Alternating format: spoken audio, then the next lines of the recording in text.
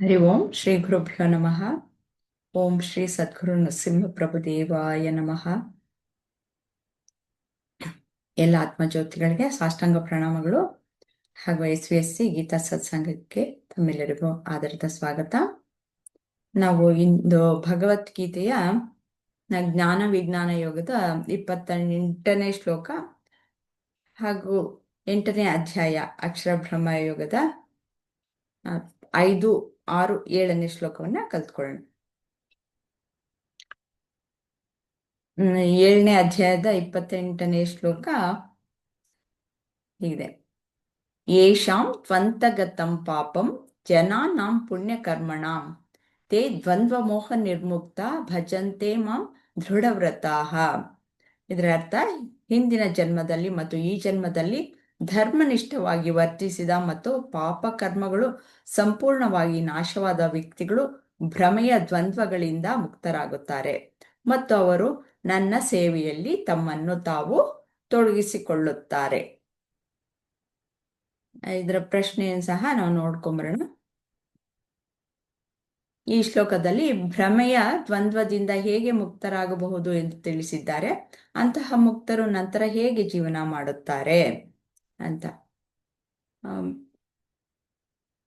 ಸಾಮಾನ್ಯ ಜನ ಹೇಗಿರ್ತಾರೆ, ಸ್ವಲ್ಪ ಸಂಸ್ಕಾರವಂತರು ಹೇಗಿರ್ತಾರೆ ಅನ್ನೋದನ್ನ ಸ್ವಲ್ಪ ಮನಸ್ಸಿನಲ್ಲಿ ಇಟ್ಕೊಂಡು ಇದರ ಉತ್ತರವನ್ನ ಕೊಡಿ. ರತ್ನಾಜಿ, ನೀವೇ ತೋದ್ಕೊಳ್ಳಿ. ದೊಡ್ಡದು ಮಾಡ್ತೀನಿ. ಹಾ ಮ್ಯಾಮ್.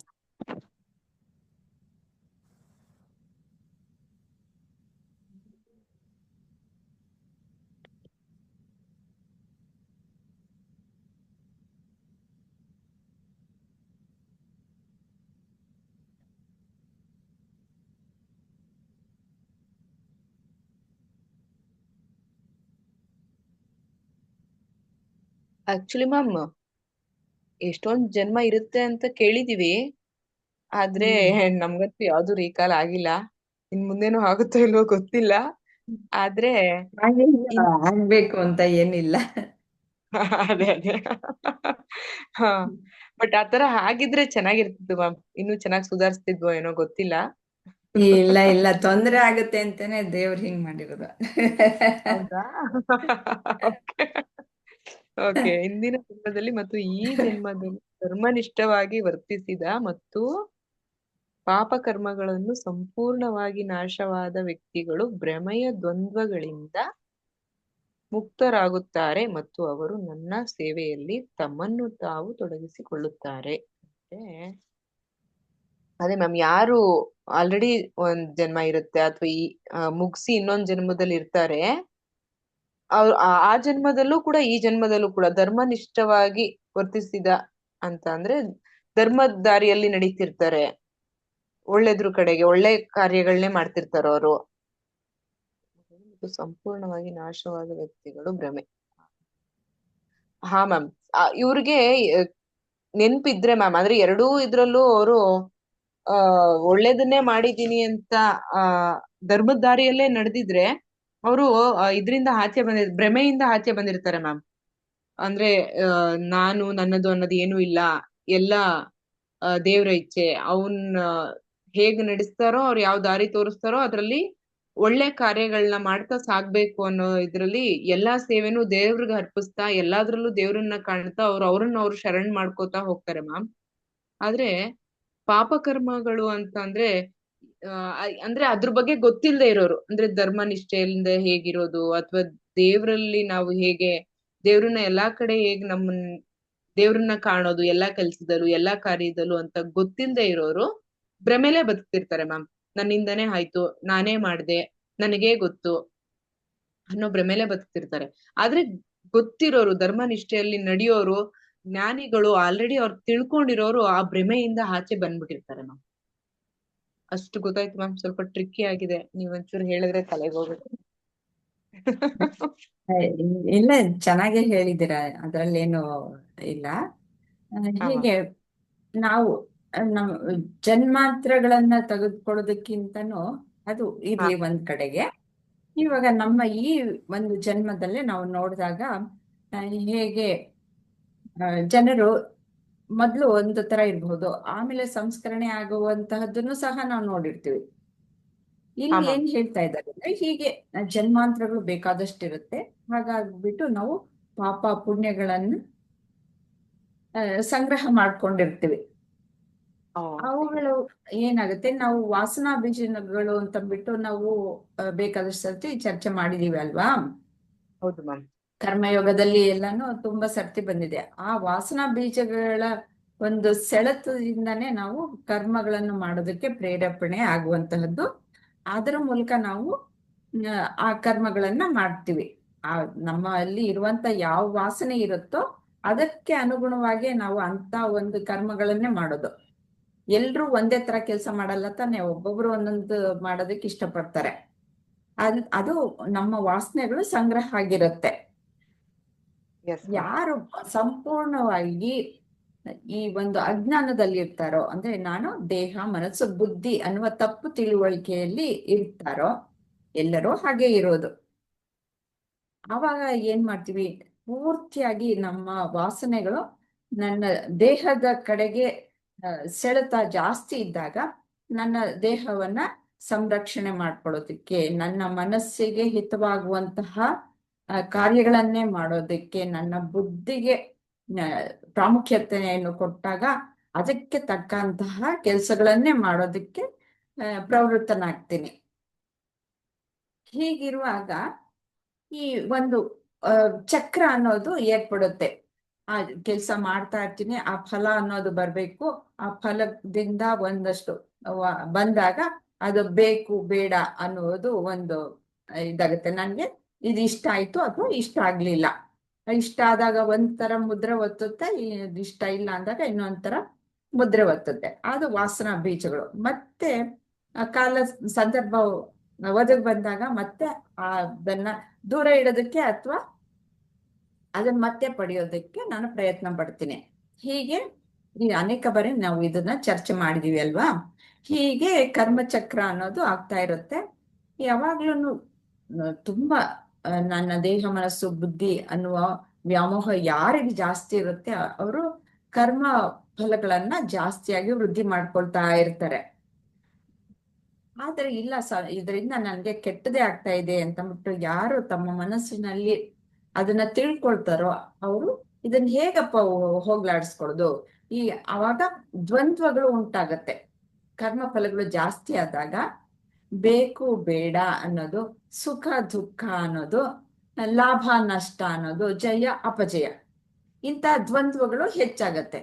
ಇಲ್ಲ, ನಾನು ಸಂಸ್ಕರಣೆಯನ್ನು ಮಾಡ್ಕೊಳ್ಬೇಕು, ಏನೋ ತಪ್ಪಾಗ್ತಾ ಇದೆ ಅಂತ ಅಂದಾಗ ಪೂರ್ತಿ ಶರಣಾಗತಿ ಆಗ್ಬಿಟ್ಟು ಎಲ್ಲವೂ ಭಗವಂತನಿಗೆ ಅರ್ಪಿಸಿ ಧರ್ಮ ಕಾರ್ಯಗಳನ್ನ ಮಾಡ್ತಾ ಹೋದಾಗ, ಈ ರಾಗ ದ್ವೇಷಗಳನ್ನ ಬಿಟ್ಟು ಮತ್ತೆ ಫಲಾಪೇಕ್ಷೆಯನ್ನ ಬಿಟ್ಟು ನಾವು ಕರ್ಮವನ್ನು ಮಾಡ್ತಾ ಹೋದಾಗ ಈ ವಾಸನಾ ಬೀಜಗಳು ಏನಿರುತ್ತೆ ಅವುಗಳೆಲ್ಲ ಕಮ್ಮಿ ಆಗ್ತಾ ಹೋಗುತ್ತೆ. ಆವಾಗ ಸಂಸ್ಕರಣೆ ಆಗತ್ತೆ. ಮನಸ್ಸು ಪೂರ್ತಿಯಾಗಿ ಸಂಸ್ಕರಣೆ ಆದಾಗ ಪರಮಾತ್ಮನ ಕಡೆಗೆ ಹೋಗ್ತೀವಿ, ಪರಮಾತ್ಮನ ಕಡೆಗೆ ಸೆಳೆಯಲ್ಪಡುತ್ತೆ. ಆವಾಗ ಅವ್ರಿಗೆ ಪೂರ್ತಿ ದ್ವಂದ್ವ ಅನ್ನೋದು ಇರಲ್ಲ. ನಾವು ದ್ವಂದ್ವ ಅನ್ನೋದು ಯಾವಾಗಿರುತ್ತೆ, ನಾವು ಕಾಮ್ಯ ಕರ್ಮವನ್ನ ಮಾಡಿದಾಗ ಮಾತ್ರನೇ ದ್ವಂದ್ವ ಇರೋದು. ಇಲ್ಲ, ಪರಮಾತ್ಮನಿಗೋಸ್ಕರ ನಾನು ಮಾಡ್ತೀನಿ ಅಂತ ಯಾವಾಗ ಅನ್ಕೊಳ್ತೀವೋ ಅವಾಗ ಈ ದ್ವಂದ್ವ ಆಗಲ್ಲ. ಯಾಕೆಂದ್ರೆ ಪರಮಾತ್ಮ ಕೊಟ್ಟಿದ್ದೇನ್ ಪ್ರಸಾದನೋ ಅದನ್ನ ತಗೊಳ್ತೀನಿ, ಮತ್ತೆ ನಾನ್ ಮಾಡೋ ಕೆಲ್ಸ ಎಲ್ಲನೂ ಭಗವಂತನ ಕೆಲ್ಸನೇ ಮಾಡ್ತಾ ಇದ್ದೀನಿ ಅಂತ ಅಂದಾಗ ಪೂರ್ತಿ ಈ ಒಂದು ಕರ್ಮ ಅನ್ನುವುದನ್ನ ಪೂರ್ತಿಯಾಗಿ ಕಳೆದುಕೊಂಡ್ಬಿಡ್ತೀನಿ. ಈ ಕರ್ಮಗಳು ಗೊತ್ತಲ್ಲ, ನೀವು ಕೇಳಿದಿರಲ್ವಾ, ಸಂಚಿತ ಕರ್ಮ ಅಂತ ಇರುತ್ತೆ, ಪ್ರಾರಬ್ಧ ಕರ್ಮ, ಕ್ರಿಯಮಾಣಾನಿ ಮತ್ತೆ ಆಗಾಮಿ, ಹೀಗೆ 4 ಕರ್ಮಗಳಿರುತ್ತೆ. ನಾವು ಏನು ಒಂದಷ್ಟು ಬುತ್ತಿ ತಗೊಂಬಂದಿದೀವಲ್ಲ ಅದು ಪ್ರಾರಬ್ಧ ಕರ್ಮ. ಅದನ್ನ ಇವಾಗ ಸುಖ ಅಥವಾ ಇಲ್ಲ ಕಷ್ಟ ಇದನ್ನ ಅನುಭವಿಸ್ತಾ ಇರ್ತೀವಿ. ಎರಡೂನು ಇದ್ದೇ ಇರುತ್ತೆ. ಒಂದಷ್ಟು ಸರ್ತಿ ನಾವು ಸಂತೋಷವಾಗಿರ್ತೀವಿ, ಒಂದಷ್ಟು ಸರ್ತಿ ನಾವು ದುಃಖ ಪಡ್ತೀವಿ. ಇದೆಲ್ಲ ಪ್ರಾರಬ್ಧ ಕರ್ಮದಿಂದ ಬಂದಿರುವಂತಹದ್ದು. ಯಾಕೆಂದ್ರೆ ಅದರಲ್ಲಿ ವಾಸನಾ ಬೀಜಗಳ ಮೂಲಕ ನಾವು ಆ ಸೆಳೆತಕ್ಕೆ ಒಳಪಟ್ಟು ಆ ಕೆಲಸಗಳನ್ನ ಮಾಡ್ತಿರ್ತೀವಿ. ಅದಕ್ಕೆ ಬಂದಂತಹ ಫಲಕ್ಕೆ ಅಂಟುಕೊಂಡಿರೋದ್ರಿಂದ ಹಾಗೆ ಸುಖ ದುಃಖಗಳು ಬರುತ್ತೆ. ಇಲ್ಲ, ನಾನು ಭಗವಂತನ ಹಾಗೆ ಎಲ್ಲವನ್ನು ಅರ್ಪಣೆ ಮಾಡ್ಬಿಟ್ಟಿದ್ದೀನಿ, ನಾನು ಫಲವನ್ನ ಅಪೇಕ್ಷೆ ಪಡಲ್ಲ ಅಂತ ಅಂದಾಗ, ಫಲ ಯಾವಾಗ ಅಪೇಕ್ಷೆ ಪಡಲ್ವೋ ಆವಾಗ ವಾಸನಾ ಬೀಜಗಳು ಉತ್ಪತ್ತಿ ಆಗೋದಕ್ಕೆ ಸಾಧ್ಯ ಇಲ್ಲ. ಹಾಗೆ ನಾವು ಮತ್ತೆ ಒಳ್ಳೆ ಧರ್ಮ ಕಾರ್ಯಗಳನ್ನು ಮಾಡ್ತಾ ಹೋದಾಗ ಅವೆಲ್ಲವೂ ಪರಿಶುದ್ಧವಾಗ್ಬಿಡುತ್ತೆ. ಯಾವಾಗ ಪರಿಶುದ್ಧ ಆಗುತ್ತೋ ಅವಾಗ ಸದ್ಗುರುಗಳು ಬಂದು ನೀನ್ ಯಾರು ಅನ್ನುವ ವಿಚಾರವನ್ನ ತಿಳಿಸ್ಕೊಡ್ತಾರೆ. ಅದ್ ನಡೆಯುತ್ತೆ. ಅಂದ್ರೆ ನಮ್ಮ ನಿಜ ಸ್ವರೂಪವನ್ನ ತಿಳಿದುಕೊಳ್ಳುವ ರೀತಿ ನಮ್ಗೆ ತಿಳಿದುಕೊಳ್ಳೋದಕ್ಕೆ ಸಾಧ್ಯವಾಗತ್ತೆ. ಸದ್ಗುರುಗಳು ಬಂದು ಶಾಸ್ತ್ರದಲ್ಲಿ ಏನ್ ಹೇಳಿದಾರೋ, ನೀನು ಪರಮಾತ್ಮ ಬೇರೆ ಅಲ್ಲ ಅಂತ ಹೇಳ್ಕೊಟ್ಟಾಗ ಅವಾಗ ನಿಜವಾಗ್ಲೂ ಜ್ಞಾನೋದಯ ಅನ್ನೋದು ಆಗತ್ತೆ. ಅವಾಗ ಸಂಪೂರ್ಣವಾಗಿ ಭಗವಂತನ ಕೆಲಸವೇ ಎಲ್ಲವೂ ಅಂತಂದ್ಬಿಟ್ಟು ಮಾಡ್ತೀವಿ. ಹಾಗೆ ಪರಿಷ್ಕರಣೆಯಾದಂಥವ್ರನ್ನ ಇಲ್ಲಿ ತೋರಿಸ್ಕೊಡ್ತಾ ಇದ್ದಾರೆ. ಮಾತಾ ಆನಂದಮಯಿ, ಆಕೆ ಎಲ್ಲರಿಗೂ ಅಷ್ಟೇ, ಹೋದವ್ರಿಗೆಲ್ಲರಿಗೂ ಪಾಪ ಎಷ್ಟು ಕಷ್ಟಗಳಿಂದ ಹೋದ್ರು ಸಹ ಅವರು ಅವ್ರ ಹತ್ರ ಸಾನ್ನಿಧ್ಯಕ್ಕೆ ಹೋದ್ರೆ ಸಾಕು, ಅವ್ರಿಗೆ ಸಾಂತ್ವನ ಆಗತ್ತಂತೆ. ಆಮೇಲೆ ಮೀರಾಬಾಯಿ ಪೂರ್ತಿ ತಮ್ಮ ಒಂದು ಜೀವನ ಪೂರ್ತಿ ಶ್ರೀಕೃಷ್ಣನ್ಗೆ ಮುಡುಪಾಗಿ ಇಟ್ಬಿಡ್ತಾಳೆ. ಹೀಗೆ ಬರ್ಬೇಕಾದ್ರೆ ಸಾಧಾರಣ ಜನಕ್ಕೆ ಸಾಧ್ಯ ಇಲ್ಲ. ಹೀಗೆ ಸಂಸ್ಕರಣೆ ಹೊಂದಿದ್ದಂತಹ ಅವರಿಗೆ ಮಾತ್ರನೇ ಸಾಧ್ಯ ಅಂತ ಬಿಟ್ಟು ಇಲ್ಲಿ ಹೇಳ್ತಾ ಇದ್ದಾರೆ. ಬೇರೆ ಮಾಲಾಜಿ ಏನಾದ್ರು ಹೇಳ್ತೀರಾ ಇದ್ರ ಬಗ್ಗೆ ನೀವು? ಉಷಾಜಿ, ಹರಿ ಓಂ, ನೀವು ಈ ಶ್ಲೋಕದ ಬಗ್ಗೆ ಏನಾದ್ರು ಹೇಳೋದಿದ್ರೆ ಹೇಳ್ಬೋದು. ಹರಿ ಓಂ ಮ್ಯಾಮ್.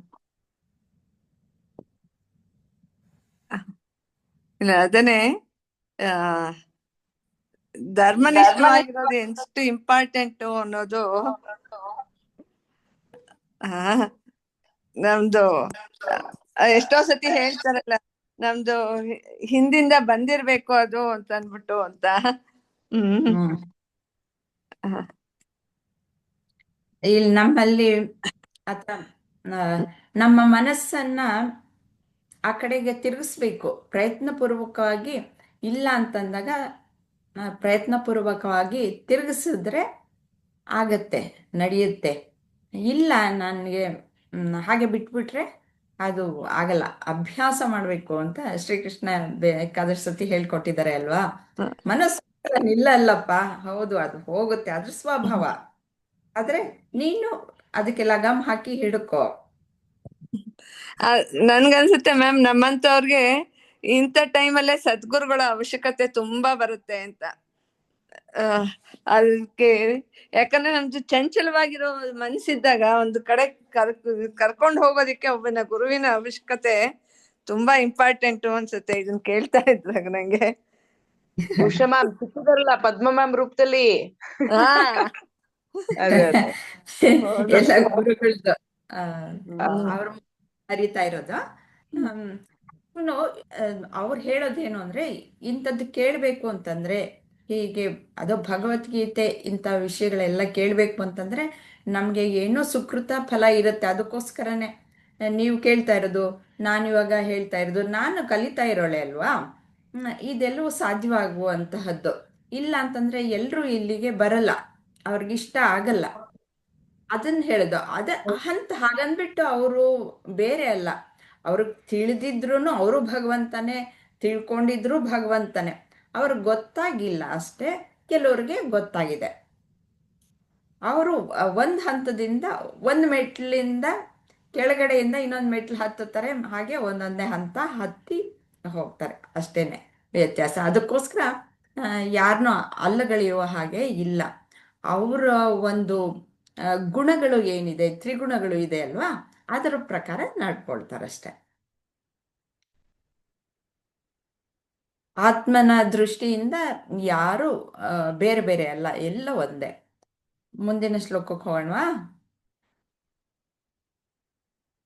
ಈಗ ಅಕ್ಷರ ಬ್ರಹ್ಮ ಯೋಗಕ್ಕೆ ಬಂದಿದ್ವಿ ನಾವು. ಜ್ಞಾನ ವಿಜ್ಞಾನ ಯೋಗ ಮುಗಿಸಿದೀವಿ. ಇವಾಗ ಅಕ್ಷರ ಬ್ರಹ್ಮ ಯೋಗ.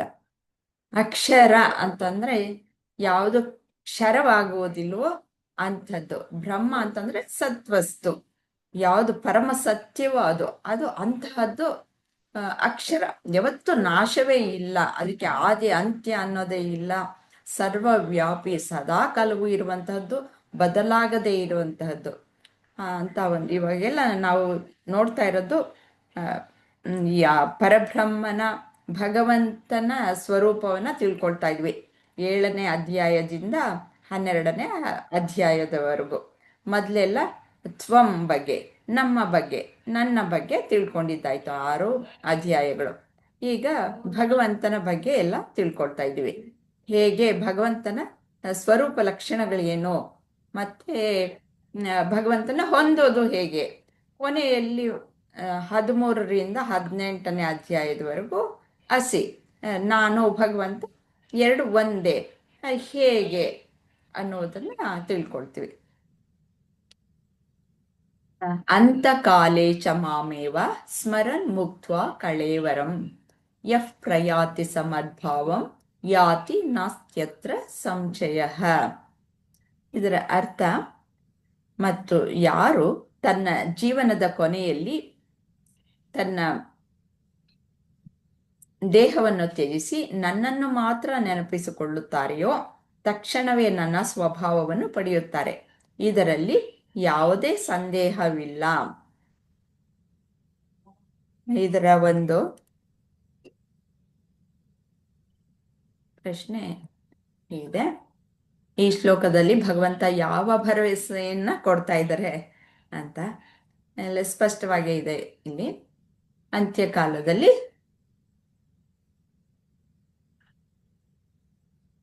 ಉಷಾಜಿ ನೀವು ತಗೊಳ್ಳಿ ಇದನ್ನ, ಈ ಪ್ರಶ್ನೆನ.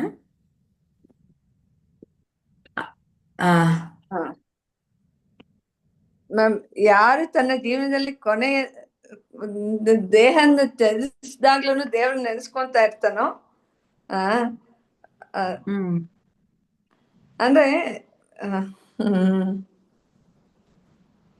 ಯಾರು ಮ್ಯಾಮ್, ಅದ್ ಕ್ವಶನ್ ಮತ್ತೆ ಇನ್ನೊಂದ್ಸತಿ ಹೇಳಿ.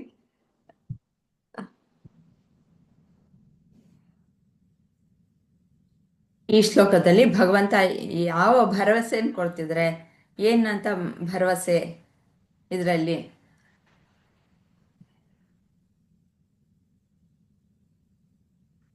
ನೋಡಿ ಇಲ್ಲಿ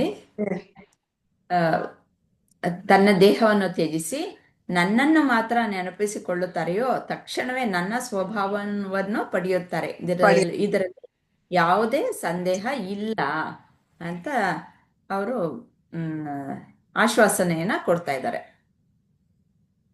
ಅದ್ರಲ್ಲಿ ನನ್ಗನ್ಸೋದು ಇವಾಗ ನಾ ದೇಹ ತ್ಯಜಿಸಿದ್ಮೇಲೂ ತಮ್ದು ಹಿಂದಿಂದೆಲ್ಲ ಇಟ್ಕೊಂಡು ಇರೋಂತವ್ರಿಗೆ ಇದನ್ನ ಸೂಚಿಸ್ತಾ ಇದಾರ ಹೇಗೆ ಅಂತ. ಯಾಕಂದ್ರೆ ನಮ್ ದೇಹವನ್ನು ತ್ಯಜಿಸಿ ಅಂದ್ರೆ ನಮ್ಗೆ ಈಗ ಇಷ್ಟೊತ್ತಿಗಾಗ್ಲೇ ಅದ್ರದ್ದು ದೇವ್ರು ನಾನೇ ಏನಂತಾರ ಪರಮಾತ್ಮ ಬೇರೆ ಅಲ್ಲ, ನಾನ್ ಬೇರೆ ಅಲ್ಲ ಅಂತ ಇದ್ದಾದಾಗ ನಾವ್ ಅದು ದೇವನಲ್ಲಿ ಐಕ್ಯನಾದಾಗ ಅದು ಆಟೋಮೆಟಿಕ್ ಆಗಿ ನಾವು ದೇಹ ತ್ಯಜಿಸಿದ ತಕ್ಷಣ ಅವನಲ್ಲಿ ಐಕ್ಯನಾಗಿರ್ತೀವಿ. ನಾವು ದೇಹ ತ್ಯಜಿಸಿದ್ರು ಕೂಡ ನಮ್ದು ಹಿಂದಿಂದನ್ನೆಲ್ಲ ಇಟ್ಕೊಂಡು ನಮ್ಮ ಕರ್ಮಗಳು ಮಾಡಿರೋದು ಅಥವಾ ನಮ್ದು ಇದನ್ನ ಇಟ್ಕೊಂಡೇ ಅದು ಬ್ಯಾಗೇಜ್ ಇಟ್ಕೊಂಡು ಹೋದ್ರೆ ಅದು ಸಾಧ್ಯ ಇಲ್ಲ ಅನ್ನೋದ ಹೇಗೆ? ಹೌದು, ಸರಿಯಾಗಿ ಹೇಳಿದ್ದೀರ. ನಾವು ಕೊನೆಯಲ್ಲಿ ನಾವು ಹೇಗೆ ಮನಸ್ಸನ್ನು ಇಟ್ಕೊಂಡಿರ್ತೀವೋ ಅದೇ ರೀತಿಯ ಒಂದು ಇದನ್ನ ಸ್ಥಾನವನ್ನ ಪಡಿತೀವಿ ಅಂತಂದ್ಬಿಟ್ಟು, ಅದೇ ರೂಪವನ್ನ ಪಡಿತೀವಿ, ಸ್ವಭಾವವನ್ನ ಪಡಿತೀವಿ ಅಂತ ಹೇಳಿದ್ದಾರೆ. ಇದನ್ನ ನಾವು ದಿನನಿತ್ಯದ ಅಥವಾ ಈ ಬದುಕಿನಲ್ಲಿಯೇ ನಾವು ನೋಡಬಹುದು. ಯಾಕೆಂದ್ರೆ ಇವಾಗ ನಮ್ಮ ಮನಸ್ಸಿನಲ್ಲಿ ಏನಿರುತ್ತೋ, ಈಗ ಏನಿದೆಯೋ ಅದು ಮುಂದಿನ ಕ್ಷಣದ ವರ್ತನೆಗೆ ಅದು ಕಾರಣವಾಗಿರುತ್ತೆ. ಇವಾಗ ಒಂದು ಉದಾಹರಣೆ ಅಂತ ತೆಗೆದುಕೊಳ್ಳೋಣ. ತುಂಬಾ ಕೋಪಿಷ್ಠನಾಗಿರ್ತಾನೆ ಒಬ್ಬ ಮನುಷ್ಯ ಅಂತ ಇಟ್ಕೊಳ್ಳಿ. ಅವನ ಹತ್ರ ಒಂದು ವಿಷಯವನ್ನ ತೆಗೆದುಕೊಂಡು ಹೋದಾಗ ಅವನು ಸಿಟ್ಟಾಗಿ ಹೇಳ್ತಾನೆ ಅಲ್ವಾ, ಅದಕ್ಕೆ ಅವನ ಪ್ರತಿಕ್ರಿಯೆ ಆ ರೀತಿಯಲ್ಲೇ ಇರುತ್ತೆ. ಅವನ ಮನೋಭಾವ ಹೇಗಿರುತ್ತೋ ಅದೇ ರೀತಿಯಲ್ಲಿರುತ್ತೆ. ಅದೇ ಅವನು ಶಾಂತವಾಗಿದ್ದಾಗ ಅದೇ ಮಾತನ್ನು ತೆಗೆದುಕೊಂಡು ಹೇಳಿದ್ರೆ ಅವನು ಬೇರೆ ರೀತಿಯಾಗಿ ವರ್ತಿಸ್ತಾನೆ. ಹೌದೋ ಅಲ್ವೋ? ನೀವು ನೋಡಿರ್ತೀರ ಅಲ್ವಾ? ಇದುವರೆಗೂ ಬೇಕಾದಷ್ಟು ಚಿಕ್ಕಂದಿನಿಂದ ಇದುವರೆಗೂ ನಿಮ್ಮ ತಂದೆ ತಾಯಿಗಳೇ ಆಗಿರ್ಬೋದು, ಗಂಡ ಆಗಿರ್ಬೋದು, ಮಕ್ಕಳೇ ಆಗಿರ್ಬೋದು, ನೆರೆಹೊರೆಯವರು, ಫ್ರೆಂಡ್ಸು, ಯಾರೇ ಆಗಲಿ, ಅವರು ಮನಸ್ಸಿನಲ್ಲಿ ಹೇಗಿರುತ್ತೋ ಆ ರೀತಿಯಲ್ಲಿ ಅದೇ ಇನ್ನೊಂದು ಸರ್ತಿ ಹೇಳಿ, ಹೌದಾ, ಆಗಲಿ ನೋಡೋಣ, ಸರಿ ನಾನು ಹೆಲ್ಪ್ ಮಾಡ್ತೀನಿ ಅಂತಬಿಟ್ಟು ಹೇಳ್ತಾರೆ. ನಿಜ ತಾನೆ? ಹೌದು ಮ್ಯಾಮ್, ನಿಜ.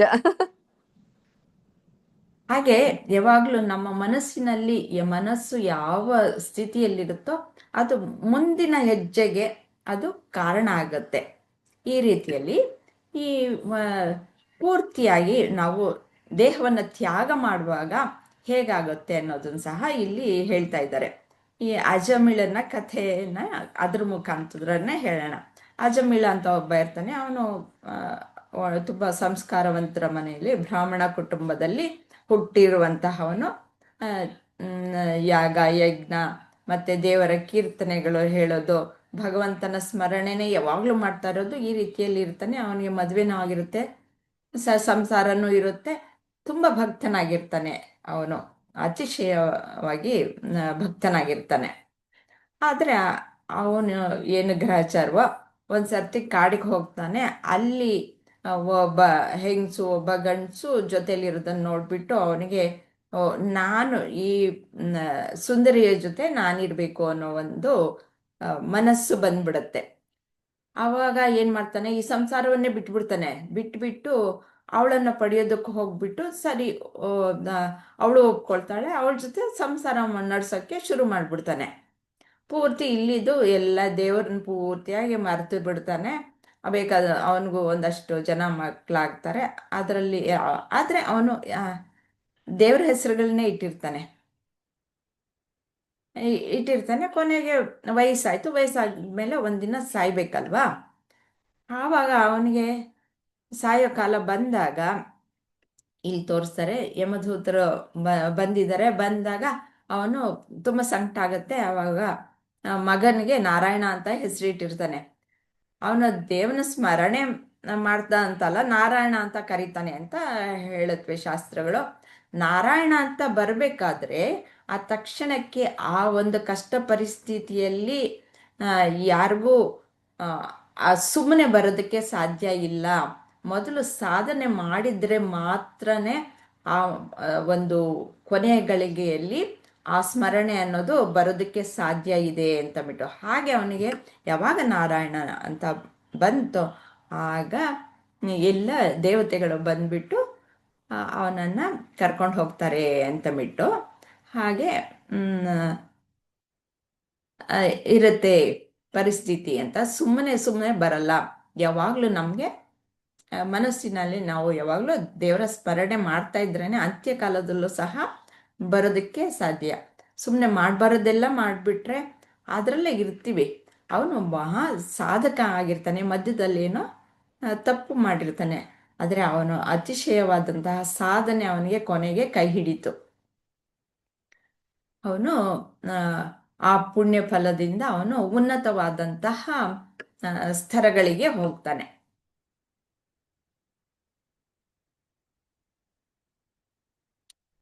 ಯಾರಾದ್ರೂ ಮತ್ತೆ ಏನಾದ್ರು ಹೇಳ್ತೀರಾ?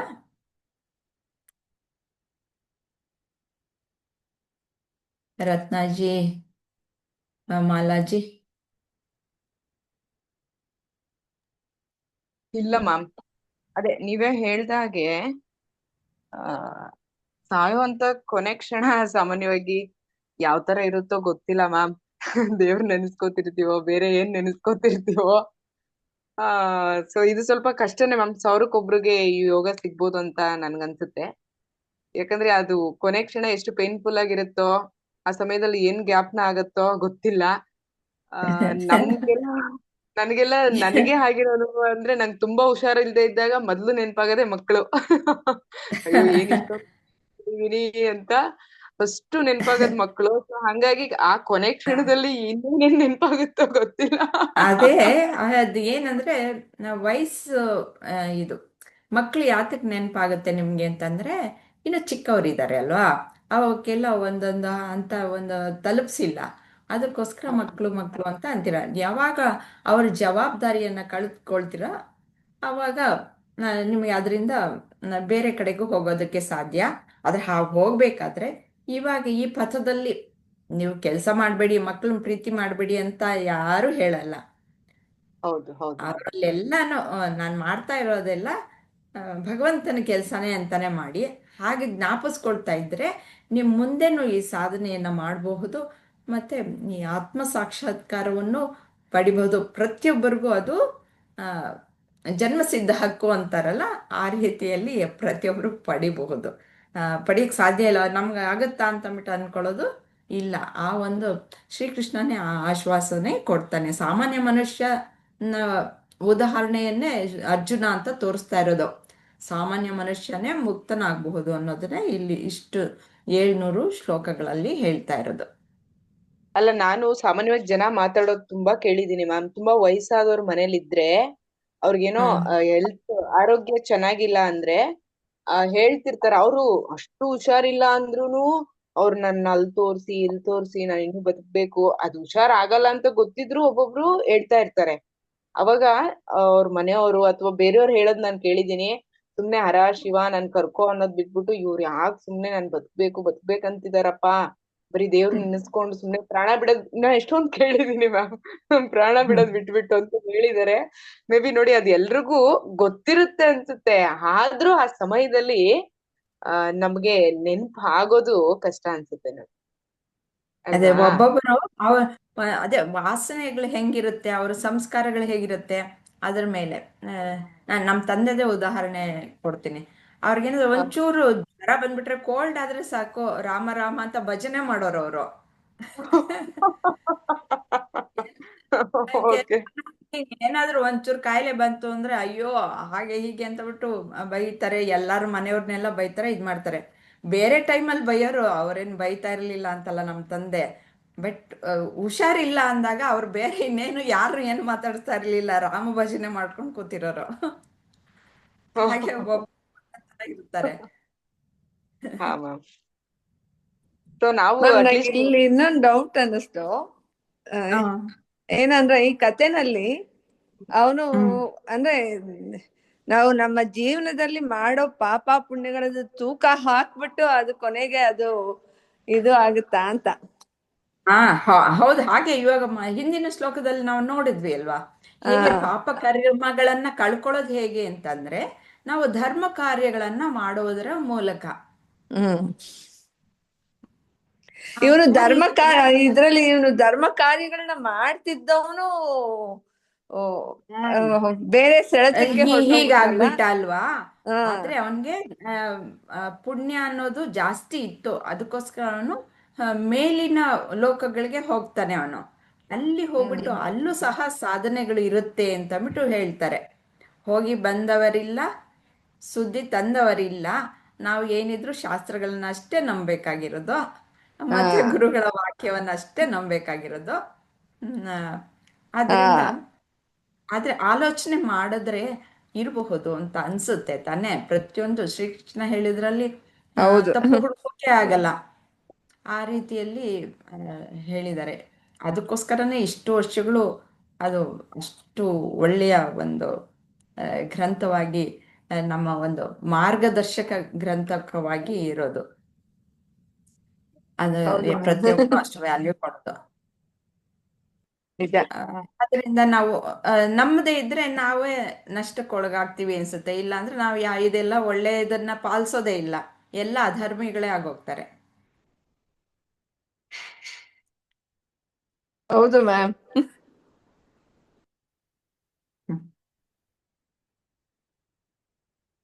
ಮುಂದಿನ ಶ್ಲೋಕಕ್ಕೆ ಹೋಗೋಣ. ಯಂ ಯಂ ವಾಪಿ ಸ್ಮರನ್ ಭಾವಂ ತ್ಯಜತ್ಯಂತೆ ಕಳೇವರಂ ತಂತಮೇ ವೈತಿ ಕೌಂತೆಯ ಸದಾ ತದ್ಭಾವ ಭಾವಿತಃ. ಕುಂತಿಯ ಪುತ್ರನೇ, ತನ್ನ ದೇಹವನ್ನು ತ್ಯಜಿಸಿದಾಗ ಒಬ್ಬ ವ್ಯಕ್ತಿಯು ಯಾವ ಸ್ಥಿತಿಯನ್ನು ನೆನಪಿಸಿಕೊಳ್ಳುತ್ತಾನೋ ಆ ಸ್ಥಿತಿಯನ್ನು ಅವನು ತಪ್ಪದೆ ಪಡೆಯುತ್ತಾನೆ. ಅದರ ಮುಂದಿನ ವಿವರಣೆಯನ್ನ ಕೊಡ್ತಾರೆ. ಹೇಗೆ ಅವರು ಹೀಗೆ ಅವನಿಗೆ ಲಿಬ್ರೇಟ್ ಆದ ಅಂತಂದ್ಬಿಟ್ಟು ಹೇಳ್ತೀವಲ್ಲ. ಹಾಗಾದ್ರೆ ಇಲ್ಲಿ ಆ ಸ್ಥಿತಿ ಇದ್ದಾಗ ದೇಹ ತ್ಯಜಿಸಿದ ಮೇಲೆ ಏನು ಅನ್ಕೊಳ್ತೇವೋ ಅಂತ ಒಂದು ಸ್ಥಿತಿಯನ್ನು ಪಡಿತೀವಿ ಅಂತಂದ್ಬಿಟ್ಟು ಹೇಗೆ ಅಂತ ನಾವು ಸ್ಮರಣೆ ಮಾಡಬೇಕಾದ್ರೆ ಭಗವಂತನ ನಮ್ಮ ಸಂಸ್ಕಾರಗಳೇ ಕಾರಣ ಅನ್ನೋದು ಇವಾಗ ಹಿಂದಿನ ಒಂದು ಶ್ಲೋಕದಲ್ಲಿ ಅವನು ನಾರಾಯಣ ಅಂತ ಕರಿಬೇಕಾದ್ರೆ ಅವನ ಹಿಂದಿನ ಸಂಸ್ಕಾರವೇ ಅವನಿಗೆ ಸಹಾಯ ಮಾಡಿದ್ದಲ್ವಾ.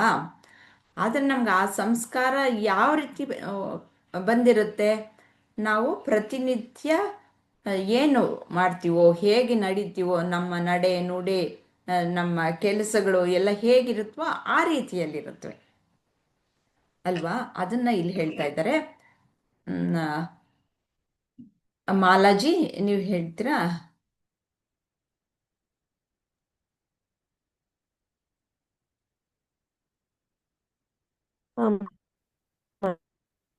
ಕ್ವಶನ್ ಹಾಕ್ತೀನಿ.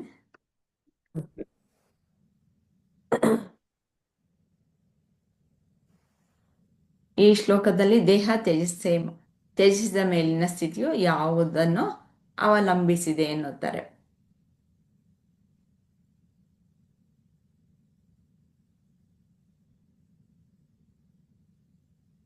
ಜನ್ಮದಲ್ಲಿ ನಾವು ಏನು ಎಕ್ಸ್ಪೀರಿಯನ್ಸ್ ಮಾಡಿರ್ತೀವೋ ನಾವು ಅದನ್ನ ಯೋಚನೆ ಮಾಡ್ತೀವಿ ಅಲ್ವಾ? ಹ್ಮ್. ಸೊ ಇವಾಗ ಪರ್ಫೆಕ್ಟ್ಲಿ ಒಬ್ಬ ರೈಟ್. ಮನುಷ್ಯ ಕಷ್ಟದಲ್ಲಿ ಇದ್ದಾನೆ ಅಂದ್ರೆ ಇವಾಗ ಸಾಯೋ ಸ್ಥಿತಿನಲ್ಲಿ ಇದ್ದಾನೆ ಅಂದ್ರೆ ಅವನ್ ತಲೆನಲ್ಲಿ ಏನ್ ನಡೀತಾ ಇದೆ ಇಟ್ ಇಸ್ ಆಲ್ ಅವನ ಎಕ್ಸ್ಪೀರಿಯನ್ಸ್, ಈ ಜನ್ಮದ ಎಕ್ಸ್ಪೀರಿಯನ್ಸ್ ಮೇಲೆ ಹೋಗಿರುತ್ತೆ. ಅವನ್ ಮಾಡ್ತಿರೋ ಕೆಲ್ಸ ಇರ್ಬೋದು ಅಥವಾ ಕೆಲವು ಸತಿ ಇವಾಗಿನ ವಾತಾವರಣಗಳು, ಮನೆ ವಾತಾವರಣ ಅಥವಾ ಅವನು ಯಾರ ಜೊತೆ ಇದ್ದಾನೆ, ಇವಾಗ ಅದೊಂದು ಆ ಇದ್ರದ್ದು ಕತೆ ಬರುತ್ತಲ್ಲ, ಒಂದು ಪ್ಯಾರೆಟ್, ಒಬ್ಬ ಬುಚ್ಚರ್ ಹತ್ರ ಒಂದ್ ಪ್ಯಾರೆಟ್ ಅದೇ ಎರಡು ಆಮೇಲೆ ಒಬ್ಬ ಪ್ಯಾರೆಟ್ಸ್ ಒಳ್ಳೆ ಮಾತಾಡೋನ್ ಹತ್ರ ಇರುತ್ತೆ. ಅವನೇನ್ ಹೇಳ್ತಾನೋ ಅದ ಹಂಗ್ ರಿಪೀಟ್ ಮಾಡತ್ತೆ, ಅಲ್ವಾ? ಹಂಗ್ ರಿಪೀಟ್ ಆಗತ್ತೆ ಅಂತ. ಸೊ ಅದೇ ತರ ಈ ಜನ್ಮದಲ್ಲಿ ನಾವೇನ್ ಎಕ್ಸ್ಪೀರಿಯನ್ಸ್ ಮಾಡಿರ್ತೀವಿ, ಯಾವ ತರ ವಾತಾವರಣದಲ್ಲಿ ಬೆಳ್ದಿರ್ತೀವಿ, ನಾವೇನ್ ಕೆಲಸ ಮಾಡ್ತೀವಿ, ಅದೆಲ್ಲ ನಮ್ಮ ಮೇಲೆ ಎಫೆಕ್ಟ್ ಆಗಿರುತ್ತೆ. ಸೊ ಈ ಜನ್ಮದಲ್ಲಿ ನಾವು ಹೋಗ್ಬೇಕಾದ್ರೂ ಅದು ಆ ವಾಸನೆಗಳು ಅಂಟಿರತ್ತೆ, ಆ ಕರ್ಮ ಇದು ಅಂಟಿರತ್ತೆ. ಸೊ ನಾವು ಏನು ಥಿಂಕ್ ಮಾಡ್ಕೊಂಡು ಹೋಗ್ತೀವಿ ಮುಂದಿನ ಜನ್ಮದಲ್ಲಿ ಅದು ಕಂಟಿನ್ಯೂ ಆಗತ್ತೆ. ಸೊ ಯಾವಾಗ್ಲೂ ಆ ದೇವರ ರೀತಿಯ ಧ್ಯಾನ, ಜನ್ಮಗಳೇ ಬರುತ್ತೆ ಅಂತ ಹಾ, ಹೇಳ್ತಾ ಇದ್ದಾರೆ. ಸೊ ನಾವು ಯಾವಾಗ್ಲೂ ಹೋಗ್ಬೇಕಾದ್ರೆ ದೇವ್ರನ್ನ ಥಿಂಕ್ ಮಾಡ್ಬೇಕು ಅನ್ನೋದಕ್ಕಿಂತ ಯಾವಾಗ ಸಂದರ್ಭ ಸಿಗತ್ತೆ, ಇವಾಗ ಚಿಕ್ಕವರು ದೊಡ್ಡವರು ಅಥವಾ ನಾನು ಸಾಯ್ತಾ ಇದ್ದೀನಿ ನಾನು ಇವಾಗ ದೇವ್ರ ಧ್ಯಾನ ಮಾಡ್ಬೇಕು ಅಂತ ಅಲ್ಲ. ನಾವು ಚಿಕ್ಕ ವಯಸ್ಸಿಂದ ಧ್ಯಾನ ಮಾಡ್ಕೊಂಡು ದೇವರಲ್ಲಿ ಲೀನವಾಗಿ ಬರ್ತಾ ಇದ್ರೆ ಅದೇ ನಮ್ಮ ವಾಸನೆ ಆಗತ್ತೆ, ಅದೇ ನಮ್ಮ ಅಭ್ಯಾಸ ಆಗತ್ತೆ. ಸೊ ಅವಾಗ ನಮ್ಗೆ ಹೋಗ್ಬೇಕಾದ್ರೂ ನಮ್ಗೆ ಅದೇ ದೇವ್ರ ಧ್ಯಾನ ಮಾಡ್ಕೊಂಡು ಹೋಗೋ ಹಂಗೇನೆ ಆಗತ್ತೆ. ನಾನು ಅದನ್ನ ಫ್ರೆಶ್ ಆಗಿ ನಾನು ಹೋಗ್ಬೇಕಾದ್ರೆ ದೇವ್ರನ್ನ ಕೇಳ್ಕೊಂಡು ಹೋಗ್ತೀನಿ, ಆ ತರ ಮಾಡಿದ್ರೆ ಅದು ನಮ್ಗೆ ಹೊಸ ಅಭ್ಯಾಸ. ಅಂದ್ರೆ ಒಂದು ತೊಂದ್ರೆನಲ್ಲಿ ಇದ್ದಾಗ, ಬಾಡಿಗೆ ಸಫರಿಂಗ್ ಇದ್ದಾಗ ಹೊಸ ಅಭ್ಯಾಸಗಳು ರೂಢಿಸ್ಕೊಳ್ಳೋದು ಆಗಲ್ಲ. ಸೊ ನಾವು ಆಗಲ್ಲ. ಸರಿ ಇವಾಗ ನಮಗೆ ಆಗ್ಲಿ, ಒಂದು ಸಾಮಾನನ್ನ ನೀವು ಎಲ್ಲೋ ಒಂದ್ ಕಡೆ ಇಡೋದಕ್ಕೆ ಅಭ್ಯಾಸ ಮಾಡ್ಕೊಂಡಿರ್ತೀರ. ಅದನ್ನು ಬೇರೆ ಒಂದು ದಿನ ಬೇರೆ ಕಡೆ ಇಡಿ, ಆದರೆ ನೆಕ್ಸ್ಟ್ ಡೇ ಏನು ಅದನ್ನ ಹುಡ್ಕಕ್ಕೆ ಹೋದ್ರೆ ಹಳೆ ಜಾಗಕ್ಕೆ ಹೋಗುತ್ತೆ ಹೊರತು ಈ ಹೊಸ ಜಾಗಕ್ಕೆ ಮರ್ತೆ ಹೋಗಿರ್ತೀವಿ ಅಲ್ವಾ. ಹೌದು ಹಾಗೆ ಅದು ಅಭ್ಯಾಸ ಆಗ್ಬೇಕು. ಹೌದು. ಸೊ ನಾವು ಪ್ರತಿನಿತ್ಯ ಆ ಅದು ತರ ಅನುಭವಿಸ್ತಾನೆ ಹೇಳ್ತಾರೆ. ಇರ್ತೀವಿ ಎಲ್ಲನೂ. ಹಾಗೆ ಮೆಮೊರಿ ಅನ್ನೋದು ಹಾಗೇನೆ.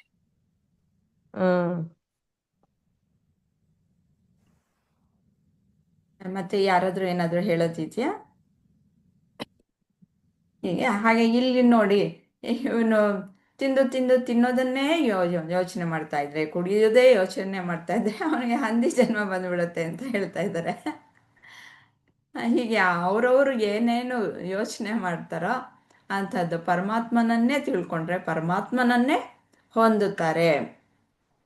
ಆದರೆ ಇವಾಗ ಆತ್ಮಜ್ಞಾನವನ್ನು ಯಾರಾದರೂ ಪಡ್ಕೊಂಡಿದ್ರೆ, ಅವರಿಗೆ ಸದ್ಗುರುಗಳು ಸಿಕ್ಕಿ ನೀನು ಯಾರು ಅನ್ನೋದು ಹೇಳಿಕೊಟ್ಟು ಹೌದು ನಿನ್ನ ನಿಜ ಸ್ವರೂಪ ಏನು ಅಂತಂದ್ಬಿಟ್ಟು ತಿಳ್ಕೊಂಡಿದ್ರೆ ಅವರು ಅದರಲ್ಲಿ ದೃಢವಾಗಿ ಸ್ಥಾಪಿತರಾಗಿದ್ದ ಪಕ್ಷದಲ್ಲಿ ಅವರಿಗೆ ಪುನರ್ಜನ್ಮ ಅನ್ನೋದೇ ಇರಲ್ಲ.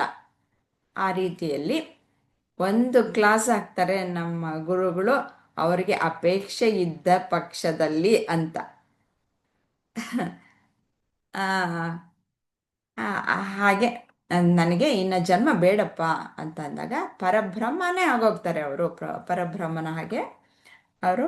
ಮತ್ತೆ ಈ ಪರಬ್ರಹ್ಮ ತಿಳ್ಕೊಂಡ್ರು ಪರಬ್ರಹ್ಮನೇ, ಇಲ್ಲಾಂದ್ರೂ ಪರಬ್ರಹ್ಮನೇ. ಆದರೆ ಈ ಒಂದು ಆವರಣದಿಂದ ಅಂದರೆ ಅಜ್ಞಾನದಿಂದ ಈ ಜನ್ಮಗಳು ಚಕ್ರದಲ್ಲಿ ಸಿಕ್ಕಾಕೊಂಡ್ಬಿಟ್ಟಿದೀವಿ ಅಷ್ಟೇನೆ. ಮುಂದೆ ಹೋಗೋಣವಾ? 7ನೇ ಶ್ಲೋಕ. ತಸ್ಮಾತ್ ಸರ್ವೇಷು ಕಾಲೇಷು ಮಾಮನುಸ್ಮರ ಯುಧ್ಯ ಚ ಮಯ್ಯರ್ಪಿತ ಮನೋಬುದ್ಧಿರ್ ಮಾಮೇ ವೈಶ್ಯಸ್ಯ ಸಂಶಯಂ. ಆದುದರಿಂದ ಎಲ್ಲ ಕಾಲದಲ್ಲಿಯೂ ನನ್ನನ್ನೇ ಸ್ಮರಿಸುತ್ತಿರು ಮತ್ತು ಯುದ್ಧ ಧರ್ಮಬದ್ಧ ಕರ್ತವ್ಯ ಮಾಡು. ನನಗೆ ಮನಸ್ಸು ಬುದ್ಧಿಗಳನ್ನು ಸಮರ್ಪಿಸಿ ಕರ್ತವ್ಯ ಮಾಡಿದಾಗ ನನ್ನನ್ನೇ ಹೊಂದುವೆ, ಇದರಲ್ಲಿ ಸಂಶಯವಿಲ್ಲ. ಅರ್ಜುನನ್ಗೆ ಎಷ್ಟೋ ಬುದ್ಧಿ ಹೇಳ್ಕೊಡ್ತಾ ಇದ್ದಾರೆ.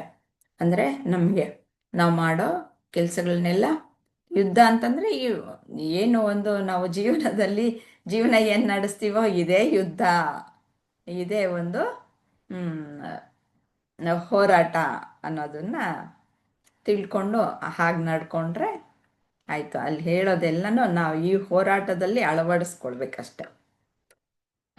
ಇದು ರತ್ನಾಜಿ ಹೇಳ್ತೀರಾ? ಹಾ ಮ್ಯಾಮ್.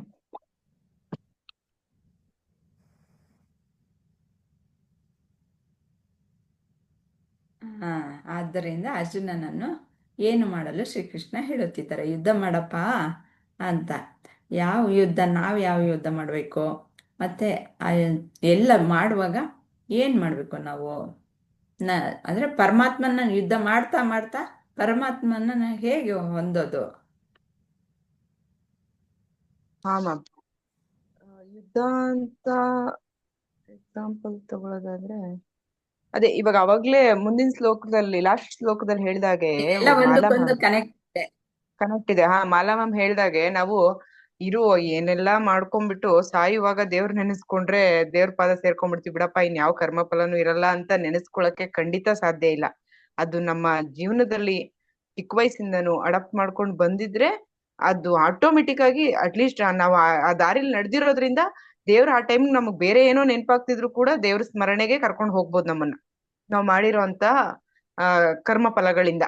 ಆದ್ರೆ ನಾನು ಎಲ್ಲಾ ಮಾಡಿರ್ತೀನಿ, ಹೇಗೂ ಈಗ ಮ್ಯಾಮ್ ಹೇಳಿದಾರಲ್ಲ ಸಾಯುವಾಗ ಕೃಷ್ಣ ಕೃಷ್ಣ ಅನ್ಬಿಟ್ಟು ಕೃಷ್ಣನ್ ಪಾದ ಸೇರ್ಕೊತೀನಿ ಅಂದ್ರೆ ಅದು ಖಂಡಿತ ಆಗಲ್ಲ ಅಂತ ಇದಂತೂ ದೃಢವಾಗಿ ಗೊತ್ತಾಯ್ತು. ಅದೇ ರೀತಿ ಯುದ್ಧ ಅಂತ ಬಂದಾಗ ಎದುರಾಳಿ ಜೊತೆ ಹೋರಾಡುವಾಗ ಮ್ಯಾಮ್ ಯಾವಾಗ ಬೇಕಾದ್ರೂ ನಾವು ಸಾಯ್ಬೋದು. ಅವ್ರಿಗೇನಾದ್ರೂ ಆಗ್ಬೋದು, ನಾನು ಎಷ್ಟೇ ಬಲಿಷ್ಠವಾಗಿದ್ರು ನನ್ಗೂ ಏನಾದ್ರೂ ಆಗ್ಬೋದು. ಈಗ ಅಭಿಮನ್ಯು ಪಾಪ ಅವ್ರು ಗರ್ಭದಲ್ಲಿರುವಾಗೇನೆ ಮಾವ ಹೇಳೋದನ್ನ ತಿಳ್ಕೊಂಡ್ರು, ಆದ್ರೆ ಹೇಗೆ ಅದು ಚಕ್ರದಿಂದ ಆಚೆ ಬರೋದು ಅಂತ ತಿಳ್ಕೊಳ್ಳಿಲ್ಲ. ಅಷ್ಟೊತ್ತಿಗೆ ಕೃಷ್ಣ ಅವ್ರಿಗೆ ಹೇಳಲಿಲ್ಲ. ಆದ್ರೆ ನಾನ್ ಪಾಪ ಮಾಡ್ತೀನಿ ಅಂತ ಹೋಗಿ ಅವ್ರ ಅಲ್ಲೇ ಹತ ಆಗೋದ್ರು. ಅದೇ ರೀತಿ ಯಾವಾಗ ಬೇಕಾದ್ರೂ ಯುದ್ಧ ಸಂದರ್ಭದಲ್ಲಿ ಈಗ ನಮ್ ಜೀವನ ಸೈಕಲ್ ಅಲ್ಲೇ ಆಗಿರ್ಬೋದು, ದಿನನಿತ್ಯ ನಾವು ಕೆಲ್ಸಕ್ಕೆ ಹೋಗ್ತೀವಿ, ಮನೆಗ್ ಬರ್ತೀವಿ, ಎಷ್ಟೋ ಜನ ಹೇಳ್ತಾರೆ ಅಯ್ಯೋ ಮನೆಯಿಂದ ಆಚೆಗೆ ಹೋಗೋವರ್ಗುನೆ ಯಾವಾಗ ಎಷ್ಟು ಸೇಫ್ಟಿಯಾಗಿ ವಾಪಸ್ ಬರ್ತೀವೋ ಗೊತ್ತಿಲ್ಲ ಅಂತ. ಹಂಗಾಗಿ ಯಾವಾಗ ಏನ್ ಬೇಕಾದ್ರೂ ಆಗ್ಬೋದು ಮ್ಯಾಮ್. ಪ್ರತಿ ಕ್ಷಣ ನಾವು ಮಾಡೋ ಕೆಲಸದಲ್ಲಿ ಪ್ರತಿ ದಿನ ದೇವ್ರ ಸ್ಮರಣೆಯಲ್ಲಿ ಇದ್ದಾಗ ನಮ್ಗೆ ಆ ದೇವ್ರೇ ದಾರಿ ತೋರಿಸ್ತಾನೆ. ಮತ್ತೆ ಯಾವ್ದೇ ರೀತಿ ನಮ್ಗೆ ಏನೇ ಕಷ್ಟಗಳು ಬಂದಾಗ್ಲೂ, ಸಾವು ಒಂದೇ ಅಲ್ಲ, ಏನೇ ಕಷ್ಟಗಳು ಬಂದಾಗ್ಲೂ ದೇವ್ರು ನಮ್ ಹಿಂದೆ ಇದ್ದು ನಮ್ಮನ್ನ ಕಾಪಾಡ್ತಾರೆ. ಅದು ಸಾವೇ ಆಗಿರ್ಬೋದು, ಕಾಪಾಡದೇ ಇದ್ರು ಕೂಡ ಅವರಲ್ಲಿ ನಮ್ಮನ್ನ ಸೇರಿಸ್ಕೋತಾರೆ ಮ್ಯಾಮ್. ಹಂಗಾಗಿ ನೀನು ಬರೀ ಯುದ್ಧ ಮಾಡ್ತಿದ್ಯಾ ಅಂತ ಅಥವಾ ಇನ್ನೇನೋ ಮಾಡ್ತಿದ್ಯಾ ಅಂತ ಆಗಷ್ಟೇ ನನ್ನನ್ನು ಸ್ಮರಿಸ್ಬೇಡ. ನೀನ್ ಯುದ್ಧ ಮಾಡ್ತಿದ್ಯೋ, ಏನ್ ಕೆಲ್ಸ ಮಾಡ್ತಿದ್ಯೋ, ಪ್ರತಿ ಕ್ಷಣ ನನ್ನನ್ನ ನೆನೀತಾ ಇದ್ರೆ ನೆನೆಯೋದ್ರಿಂದ ನಿನ್ಗೆ ಇದಾಗುತ್ತೆ. ಸೊ ಅರ್ಜುನ, ನೀನು ತಲೆ ಕೆಡಿಸ್ಕೋಬೇಡ, ನೀನ್ ನನ್ನನ್ ಸ್ಮರಿಸ್ತಾ ಯುದ್ಧಕ್ಕೆ ಮುನ್ನುಗ್ಗು, ಈ ಫಲ ಪ್ರತಿಫಲ ಆಮೇಲೆ ನೋಡ್ಕೊಳ್ಳೋಣ ಅಂತ ಹೇಳಿ ಅವ್ರಿಗೆ ಪ್ರೋತ್ಸಾಹ ನೀಡಿ ಆ ಪ್ಲೇಸಿಗೆ ಅವ್ರನ್ನ ಬಿಡ್ತಾರೆ ಮ್ಯಾಮ್. ಹ್ಮ್ ಖಂಡಿತ ಚೆನ್ನಾಗಿ ಹೇಳಿದ್ರ. ಹಾಗೆ ನಾವು ಜೀವನದಲ್ಲಿ ಹೋರಾಟ ಮಾಡ್ತಾನೆ ಇದೀವಿ. ಇದೇ ಯುದ್ಧ ಭೂಮಿನೇ. ನೋಡಿ, ಈ ಹಾ ಮ್ಯಾಮ್. ಚಿತ್ರದಲ್ಲಿ ಎಷ್ಟು ಪಾತ್ರಗಳನ್ನ ವಹಿಸಿದಾಳೆ ಈಕೆ. ಅಡಿಗೆ ಮಾಡ್ತಾ ಇದ್ದಾಳೆ, ಇಲ್ಲಿ ಈ ಕಡೆ ಇನ್ನೊಂದ್ ಕೆಲಸ ಮಾಡ್ತಿದ್ದಾಳೆ, ಇಲ್ಲಿ ಇಲ್ಲಿ ತರಕಾರಿ ಬ್ಯಾಗು, ಒಂದೊಂದಲ್ಲ ಇಷ್ಟು ಕೆಲಸಗಳು, ಆಫೀಸ್ ಕೆಲಸವೂ ಮಾಡ್ತಾ ಇದ್ದಾಳೆ ಲ್ಯಾಪ್ಟಾಪ್ ಇಟ್ಕೊಂಡು. ಹಾ ಮ್ಯಾಮ್. ಫೋನ್ ಬರ್ತಾ ಇದೆ, ಫೋನ್ ಕರೆಯನ್ನು ಅಟೆಂಡ್ ಮಾಡ್ತಿದ್ದಾಳೆ. ಹೀಗೆ ಏನೇ ಎಲ್ಲ ಮಾಡ್ತಿದ್ರು ಇದೆಲ್ಲ ಹೋರಾಟವೇನೆ. ಏನೇ ಮಾಡ್ತಾ ಹೌದು. ಇದ್ರು ಭಗವಂತನಿಗೆ ಅರ್ಪಿಸ್ಬಿಟ್ಟು ಭಗವಂತನನ್ನೇ ಸ್ಮರಿಸ್ಕೊಂಡು ಪ್ರತಿಯೊಂದನ್ನು ಮಾಡ್ತಾ ಇದ್ರೆ ಅದು ನಮಗೆ ಯಾವ ಒಂದು ಕರ್ಮದ ಲೇಪನ ಅನ್ನೋದು ಆಗಲ್ಲ. ಆವಾಗ ನಾವು ಏನೋ ಭಗವಂತನ ಕಡೆಗೆ ಹೋಗ್ತೀವಿ. ನಮ್ಮ ಮಿಕ್ಕಿದ್ದನ್ನ ಭಗವಂತನಿಗೆ ಬಿಟ್ಟು ಬಿಡ್ಬೇಕು, ಸಮರ್ಪಣೆ ಮಾಡಿ ಬಿಟ್ಟು ಬಿಡ್ಬೇಕು. ಆ ಫಲಕ್ಕೆ ನಾವು ಯಾವತ್ತೂ ಅಂಟ್ಕೊಳ್ಬಾರ್ದು. ಆ ರೀತಿಯಲ್ಲಿ ನಮ್ಮ ಕರ್ತವ್ಯನ ನಾವು ಮಾಡಿಕೊಂಡಾಗ ಭಗವಂತನ ಹೊಂದೋದ್ರಲ್ಲಿ ಸಂಶಯನೇ ಇಲ್ಲ ಅಂತಂದ್ಬಿಟ್ಟು ಹೇಳ್ತಾರೆ. ಯಾವಾಗಲೂ ಭಗವಂತನೇ, ಎಲ್ಲೂ ನಾನು ಅನ್ನೋದು ಇಲ್ಲ. ಅಂದರೆ ಈ ಅಹಂ ಅನ್ನೋದನ್ನ ಯಾವಾಗಲೂ ಸಹ ಹೋಗಿಸ್ಬೇಕು ಅಂತ. ಇವಾಗ ಎಲ್ಲ ಕಾರ್ಯಗಳಲ್ಲೂ ಏನು ಭಾಗವಹಿಸೋದು ನಾನು ಅಂತ ಇವಾಗ ಏನು ಹೇಳ್ತೀವಿ, ಇವಾಗ ನಾನು ಹೇಳ್ತಾ ಇದ್ದೀನಿ ಅಂತಂದರೆ ಈ ಅಹಂಕಾರವೇ ಹೇಳ್ತಾ ಇರೋದು ನಾನು ಅಂತಂದ್ಬಿಟ್ಟು. ಅಂದರೆ ಅಹಂಕಾರ ಏನು, ಈ ದೇಹ ಮನಸ್ಸು ಬುದ್ಧಿನ ಅದು ಪ್ರೊಜೆಕ್ಟ್ ಮಾಡುತ್ತೆ. ಈ ನಾನು ಕೆಲಸ ಮಾಡಿದೆ ಅಂತಂದರೆ ನನ್ನ ದೇಹ ಕೆಲಸ ಮಾಡ್ತು ಅಂತಂದ್ಬಿಟ್ಟು, ನನ್ನ ಮನಸ್ಸು ಕೆಲಸ ಮಾಡ್ತು ಅಂತಂದ್ಬಿಟ್ಟು, ಬುದ್ಧಿ ಮೂಲಕ ನಾನು ಕೆಲಸ ಮಾಡಿದೆ ಅಂತಂದ್ಬಿಟ್ಟು ಅಂದ್ಕೊಳ್ಳೋದೆಲ್ಲವೂ ಅಹಂಕಾರಕ್ಕೆ ಸಂಬಂಧಪಟ್ಟಿದ್ದು. ಆ್ಯಕ್ಚುಲಿ ಅಹಂಕಾರ ಯಾವತ್ತೂ ಆ ಕೆಲಸ ಮಾಡೋದಕ್ಕೆ ಸಾಧ್ಯ ಇಲ್ಲ. ಏನಿದ್ರೂ ಆತ್ಮನ ಬೆಳಕು ಬಂದಾಗ ಮಾತ್ರ, ಅದ್ರ ಮೇಲೆ ಹರಿದಾಗ ಮಾತ್ರ ಅದಕ್ಕೆ ಚೈತನ್ಯ ಬರುವಂತಹದ್ದು. ಆ ಸತ್ಯಾಂಶ ಅನ್ನೋದು ನಮಗೆ ಗೊತ್ತಾಗಬೇಕಾದ್ರೆ ಈ ಶಾಸ್ತ್ರಗಳ ಮುಖೇನ, ಗುರು ಮುಖೇನ ಮಾತ್ರನೇ ಗೊತ್ತಾಗೋದು. ಇಲ್ಲ ಅಂತಂದರೆ ನಮಗೆ ಗೊತ್ತಾಗಲ್ಲ. ನಾನೇ ಮಾಡ್ತಾ ಇದ್ದೀನಿ ಅಂತಂದ್ಬಿಟ್ಟೆ ನಾವು ಅಂದ್ಕೊಳ್ಳೋದಲ್ವಾ. ನಾನು ಆ ಕೆಲಸ ಮಾಡಿದೆ ಅಂತ ಹೇಳ್ತೀವಿ, ಇದು ನಾನು ಮಾಡಿದ್ದು, ಅದಕ್ಕೋಸ್ಕರ ನನಗೆ ಆ ಫಲ ಅನ್ನೋದು ಬೇಕು, ಬರುತ್ತೆ ಅಂತಬಿಟ್ಟು. ಹಾಗಲ್ಲ, ಇದೆಲ್ಲ ನಿಯಂತ್ರಣ ಮಾಡ್ತಾ ಇರೋದು, ಪ್ರತಿಯೊಂದಕ್ಕೂ ಬೆಳಕು ಚೆಲ್ತಾ ಇರೋದು ಭಗವಂತನೇ. ಆ ಸತ್ಯಾಂಶವನ್ನು ತಿಳಿದುಕೊಂಡು ನಾನು ಕರ್ತೃ ಅಲ್ಲ, ಕರ್ತೃತ್ವ ಮತ್ತು ಭೋಕ್ತೃತ್ವವನ್ನು ಬಿಟ್ಟುಬಿಟ್ರೆ ಪರಮಾತ್ಮನ ದರ್ಶನ ಆಗೋದ್ರಲ್ಲಿ ಯಾವ ಸಂಶಯನೂ ಇಲ್ಲ, ಪರಮಾತ್ಮನ ಹೊಂದೋದ್ರಲ್ಲಿ ಯಾವ ಸಂಶಯನೂ ಇಲ್ಲ ಅಂತ ಭರವಸೆಗಳನ್ನು ಕೊಡ್ತಾ ಇದ್ದಾರೆ ಶ್ರೀಕೃಷ್ಣ. ಮುಗಿಸೋಣವಾ? ಮ್ಯಾಮ್. ಬೇರೆ ಯಾರಾದ್ರೂ ಏನಾದ್ರೂ ಹೇಳೋದಿದ್ಯಾ?